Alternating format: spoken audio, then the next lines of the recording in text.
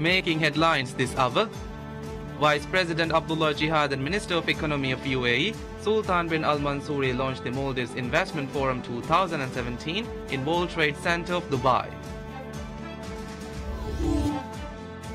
Foreign Minister states that establishing a free trade agreement with China will not affect any ties Maldives has with neighboring countries.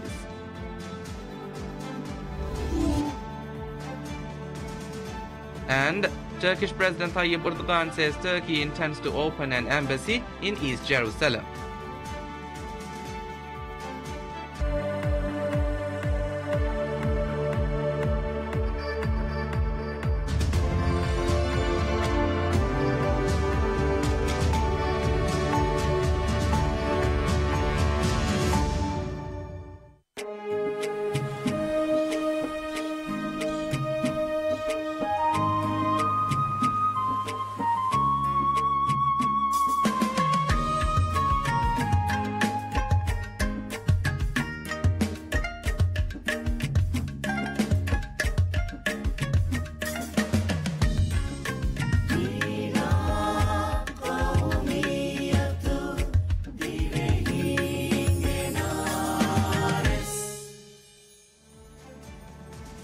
Bismillahirrahmanirrahim. Assalamu alaikum. I'm Nasma Abdul Mohsen and this is PSM News.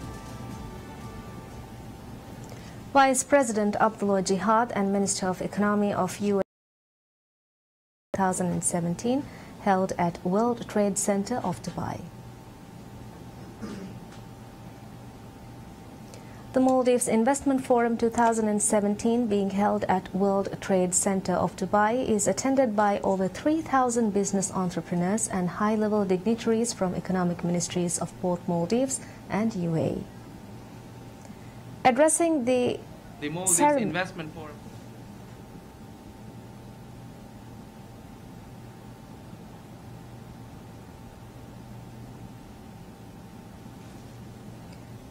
Addressing the ceremony after launching the 4th edition of the Investment Forum, Vice President Abdullah Jihad noted the major economical developmental project in Maldives. Vice President Jihad further highlighted that Maldives has attracted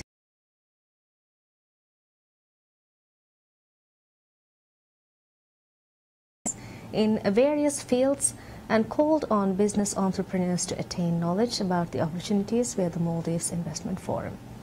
Addressing the ceremony, Minister of Economic Development Mohammed Saeed stated that the administration has been taking major measures to ensure the steady growth of investment opportunities beneficial to the country.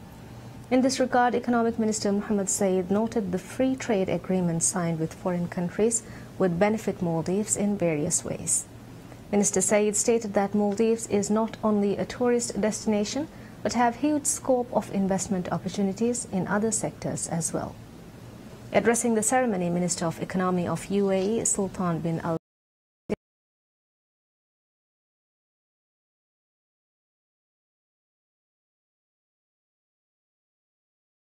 Mansouri stated that UAE would extend its support in the development of Maldives in fields such as aviation and renewable energy production in Maldives. Maldives Investment Forum is the premier investment promotion event of the government of Maldives. The forum will showcase the investment potential of the Maldives along with specific opportunities for investment both from the government and private sector of the Maldives. In addition, ample opportunity will be facilitated for B2B and G2B networking. The government is working with key business chambers of UAE as well as the government of UAE to ensure the presence of key government and business figures are present in the forum. Minister of Foreign Affairs Dr. Muhammad Asim states that establishing a free trade agreement with China would not affect any ties Maldives has with neighboring countries. In an exclusive phone call interview with PSM News, Foreign Minister Dr. Muhammad Asim described the free trade agreement signed between China and Maldives as a gateway for major developments to the nation. In this regard, Minister Asim stated that the administration of President Abdullah Yamin Abdul Qayyum gives importance to the economic development of the nation and stated that enhancing relations with foreign countries would pave way towards this goal. Refuting rumors surfaced on weakened relations of Maldives with neighboring countries, Minister Dr. Asim highlighted that India is a steadfast development partner of Maldives in fields such as education, health and military, and reiterated that relations between both nations would not be weakened by the new free trade agreement with China. The foreign minister stated that Maldives continue its work in strengthening ties between foreign nations. The free trade agreement was signed during the official visit of President Abdullah Yamin Abdul Qayyum to China from the 6th to the 9th of December.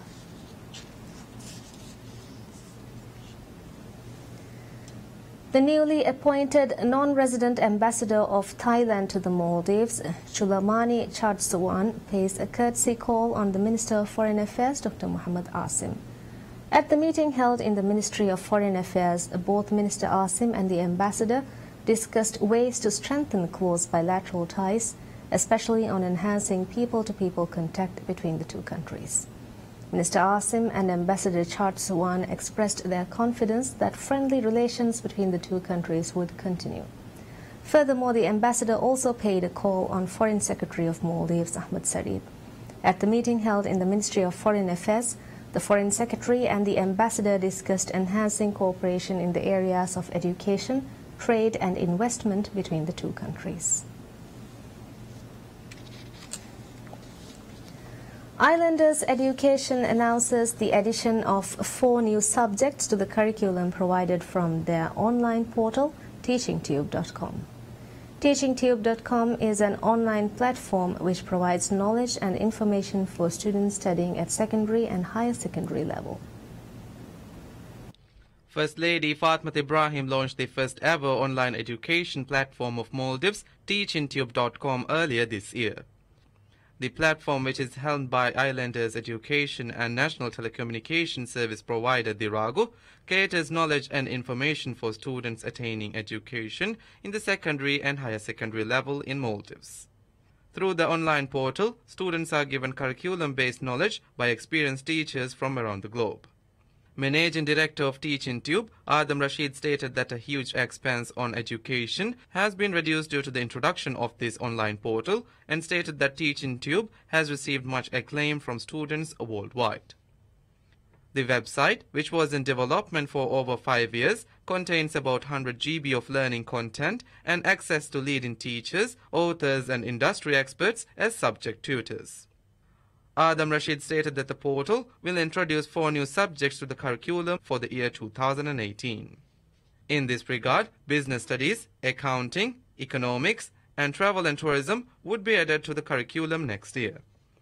To develop lessons across all subjects, TeachingTube also collaborates with Pro Designers Private Limited, which is one of the leading web and mobile application development, video animation, 3D modeling, and technology company in the Maldives. The website also includes artificial intelligence-generated report for students for assessments. The AI-generated reports for the website was developed by India's Report Bee company, which was listed as one of the top 3 innovative ed-tech firms in Asia.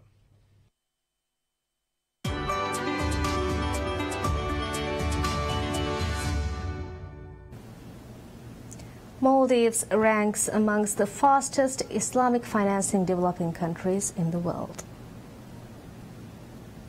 As per the latest Islamic Finance Development Report published by Thomson Reuters on Islamic finance and development in the world, Maldives was ranked at the top 3 along with Oman and Palestine. In addition, Maldives is also ranked at the 12th position in the list of leading Islamic finance-based countries in the world. The list is topped by developed countries such as Malaysia, Bahrain and Saudi Arabia. While Maldives is ranked at the 4th at the subcategory of the Islamic Financial Institute, it is ranked on the 8th in the list of countries which attain the biggest development in the education sector of within this field. Furthermore, Maldives is also ranked at the 10th in the list of countries with the best financial governance category and ranked 8th in the corporate governance. In addition, Maldives is also ranked 9th in the CSR activities, and FRDI score of Maldives has achieved a total score of 41.3 points by ranking at the 7th position. Islamic Finance Development Report is published annually by collaborating with Thomson Reuters and ICD. Maldives was recognized among the top 15 developed nations in the Islamic finance industry in the year 2016.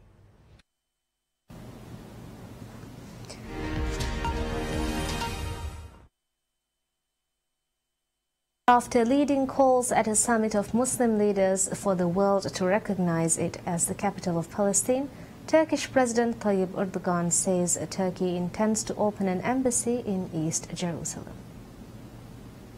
It was not clear how Turkish President Tayyip Erdogan would carry out the move, as Israel controls all Jerusalem and calls the city its indivisible capital.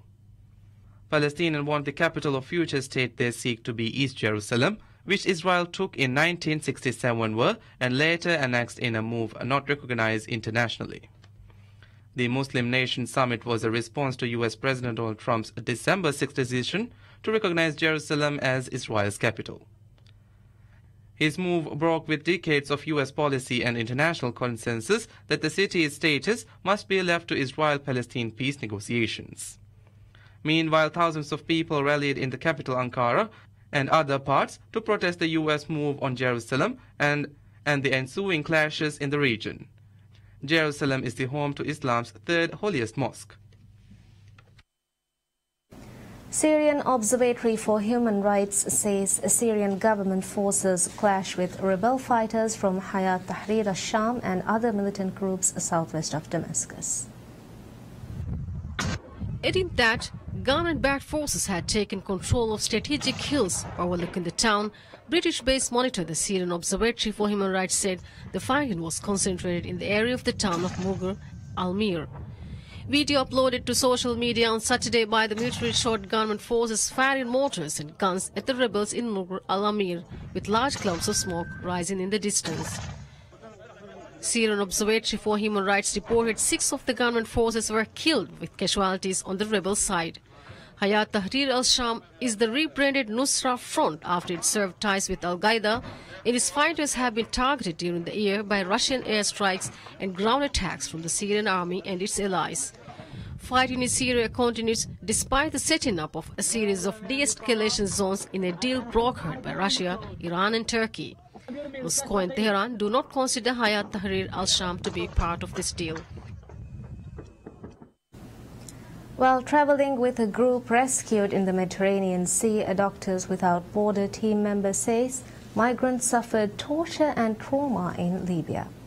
Project coordinator with Doctors Without Borders, Luca Saleno, said the migrants were very weak and malnourished because of the conditions in Libyan detention centers. Project coordinator with Doctors Without Borders, Luca Saleno, spoke on board the Aquarius rescue ship run by humanitarian groups SOS Mediterranean and Doctors Without Borders and heading for Italy.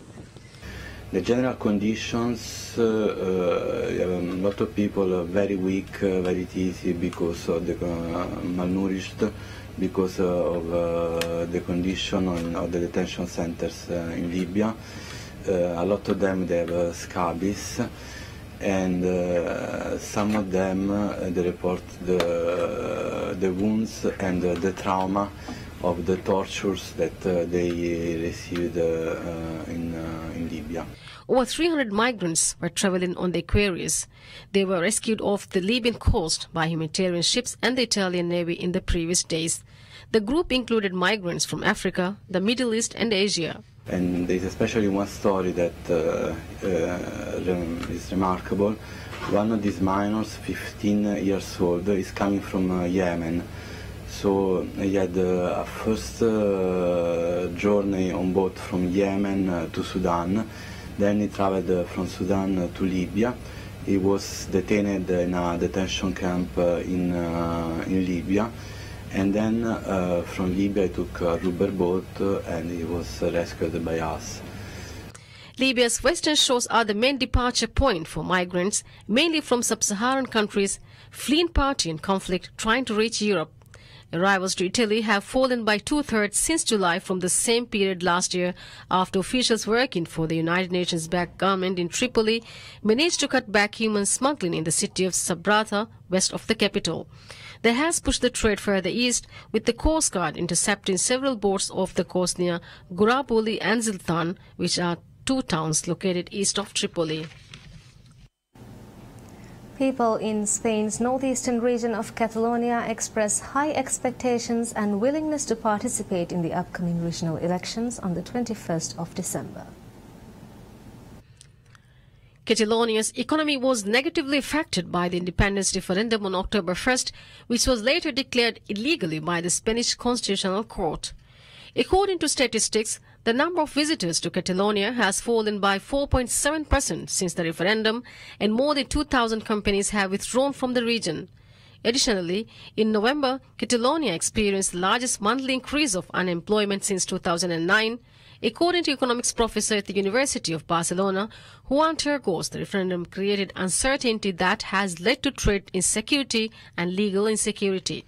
For example, people are wondering whether or not Catalonia would join the European Union if the region becomes independent.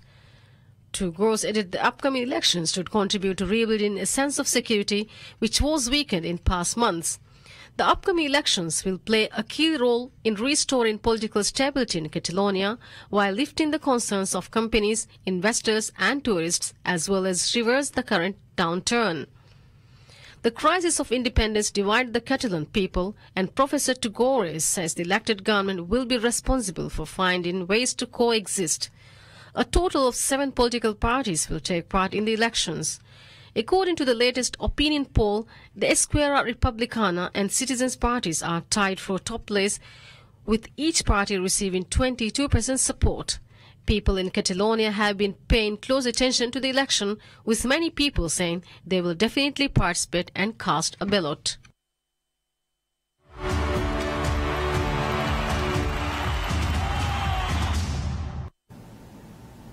Britain's Olympic and world champion Mo Farah caps his final season as a track athlete by winning the BBC Sports Personality of the Year award.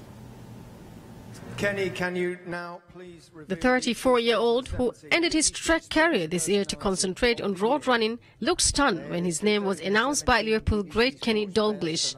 Farah was awarded the trophy by his stepdaughter Rihanna in a studio in London. He was denied the chance to tell viewers how he felt as the BBC's live satellite linked to the ceremony in Liverpool's Echo Arena cut out seconds later.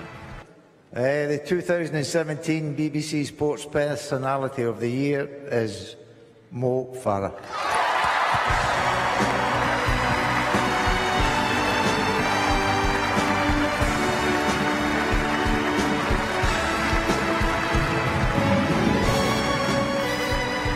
The distance runner, who won his 6th World Championships gold medal in London this year when he triumphed in the 10,000 meters, was named the winner ahead of second-place Superbike rider Jonathan Rea and para-athlete Johnny Peacock. Pre-event favorites, world heavyweight boxing champion Anthony Joshua and Formula One world title holder Lewis Hamilton failed to make the top 3.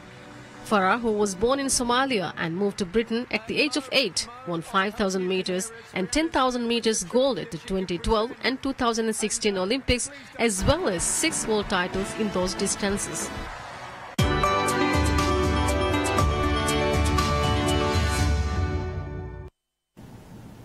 Star Wars: The Last Jedi debuts with a massive $450 million in global ticket sales over the weekend.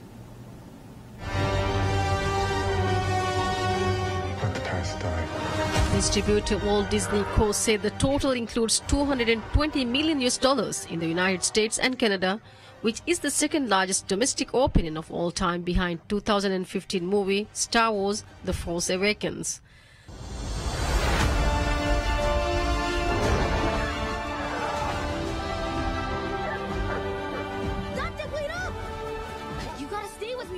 Non-Star Wars fans took their ticket sales elsewhere over the weekend, with animated Ferdinand and Coco faring 2nd and 3rd at the box office.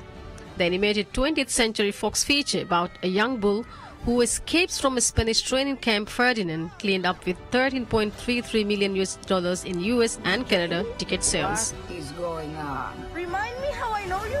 They're your family. My name is Augie Pullman. Next week, I start 5th grade. Ferdinand the Bull was followed by Disney Pixar animation Coco, which brought in just over $10 million during its 4th weekend in North American theaters. You don't want to walk up with your parents because it's not cool. But you're cool. I know I am, but technically most dads aren't.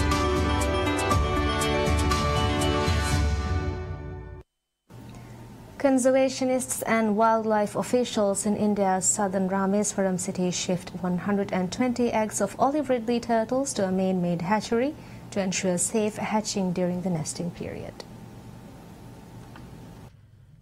Named after its olive green carapace or shell, the olive ridley sea turtle has been listed as endangered by the World Conservation Union since 1986 because of decline in numbers. To give them protective environment, Forest Department constructed special man-made hatcheries near the beach in where the eggs were shifted. The endangered olive ridleys, whose numbers worldwide have plummeted in recent decades after mass exploitation, are one of the smallest sea turtles, weighing up to 45 kilograms and reaching some 2 feet in length as adults. According to the World Wildlife Fund WWF, marine turtles have been around for over 100 million years. Natural predators have been around for thousands of years, but it is the impact of humans which is affecting their numbers either through hunting or entanglement in fishing nets. And that's all we have for you right now. Thank you for watching. Have a very pleasant day.